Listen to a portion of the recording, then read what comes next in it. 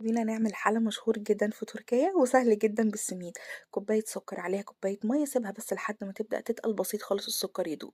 معلقتين سمنة، حط عليهم كوباية سميد، اقلبها كويس جدا لحد ما تبدأ تاخد اللون الذهبي زي ما انتوا شايفين. اقوم نازلة عليها بالمية والسكر وكوباية لبن. بعد كده هسيبها اقلبها كويس جدا لحد ما هتلاقي السميد شربها كلها لوحدها خالص. بعد كده نكون جهزنا الطبقة الأولى، أرصها زي ما انتوا شايفين كده في البايركس. وابدأ بقى الطبقة التانية، كوبايتين لبن عليهم معلقتين سكر 3 معالق نشا. قلبها كويس جدا لحد ما تتقل، عليهم معلقة سمنة كبيرة.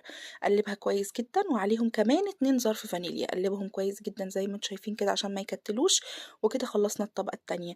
احطها بقى على الطبقة الأولى وافردها كويس واحط عليهم شوية شوكولات شيبس وادخلهم بس التلاجة مجرد دقايق انها تمسك في بعضها. هي كده كده مش هتاخد كتير لان الجو اصلا ساقع، بس احنا ممكن ناكلها كده دافية كده وجميلة وبتدوب في البق. من أحلى الحلويات اللي هتاكلوها وأحلى الحلويات اللي عملتها. متنسوش اللايك والشير